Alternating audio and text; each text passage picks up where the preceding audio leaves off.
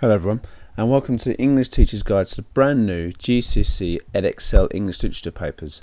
And today we're looking at how to answer a perfect mark response for Lit Paper 2, and we're focusing on question A for section A of the exam paper. Now we've already gone through how to plan in the previous video, so please make sure you look at that, because if you don't plan properly, you will not achieve perfect marks.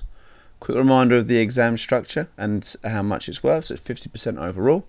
There's two sections. Section A, which is the 19th century novel, which we're focusing on today. Two questions, one on the extract, which we're looking at now, and one an essay question. And section B, which is poetry, is two questions, both a comparison, but one is a comparison of two unseen. The prior one to that would be the comparison of two anthology poems. Here's a quick task, but we're not going to dwell on this now because we've gone through this in a lot more detail in the previous video. So what do you need to do according to the mark scheme to achieve perfect marks, and what's the method? So pause this to remind yourselves and then press play when you're ready. So here's the mark scheme. I'm not going to go through it now because we've gone through it in our previous video, but it's important you understand what you need to do in order to do it, because that will save you time. It'll also make sure you understand exactly what your answer should look like. Additionally, here's the planning method. I'm not going to go through that again with you because you've already looked at that hopefully in the previous video. And then answering. I'm going to dwell on this slightly, but remember we have gone through this once again in the previous video. It's essentially 3 PE paragraphs. There's no need for introduction, although you may wish to include one which is evaluative. So why would the writer overall create this presentation? Or you may want to do at the end of each of your paragraphs. Again, you can see we talked about this in the previous video. 3 PE paragraphs. You might do PEA, PEE. It's basically essay analytical paragraphs, however you want to call them. Nice clear point. Evidence, which could be structure, form or language.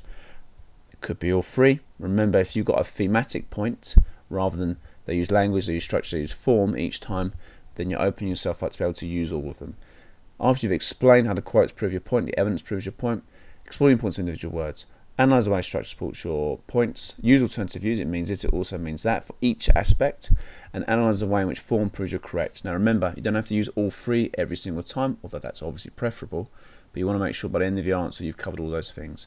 You must remember to use terminology in your work, and you must remember to proofread it carefully. So here's the question we looked at in our last video.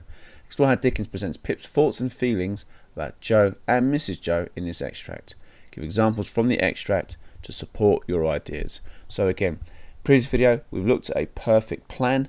Now let's look at a perfect answer. The first way Dickens presents Pip's thoughts about Mrs. Joe is that she is a disciplinarian. This is made apparent by the fact that she has a great reputation for it. This suggests that she is known by all not only as being a disciplinarian, but the lexis, great, lexis means word, great suggests she is extremely good at this role.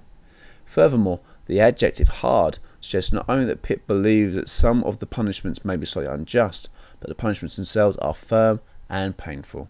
Additionally, referring to the implement she uses to punish Pip as a tickler is somewhat ironic, as it suggests Mrs. Joe perhaps finds it funny to use the device, or that the opposite is true.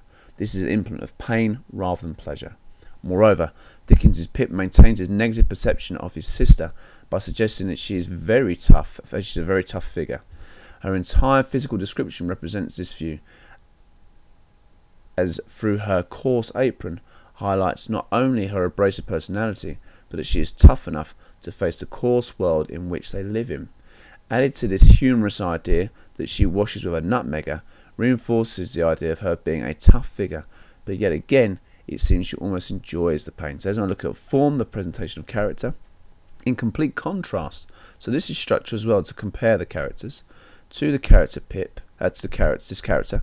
Pip feels that Joe is more caring, softer figure in comparison to his sister. Once again, Dickens uses physical descriptions of the character suggested through his flaxen hair and smooth face, which creates a lighter, more innocent tone in comparison to the black figure of his sister. Moreover, the listing of his many positive character traits not only highlights a more caring figure, but Pip clearly feels more positively about the character Joe. So there you go. Form, structure, language, terminology. We're evaluating what the quote suggests, and that's all you need to do to achieve perfect marks for that first question.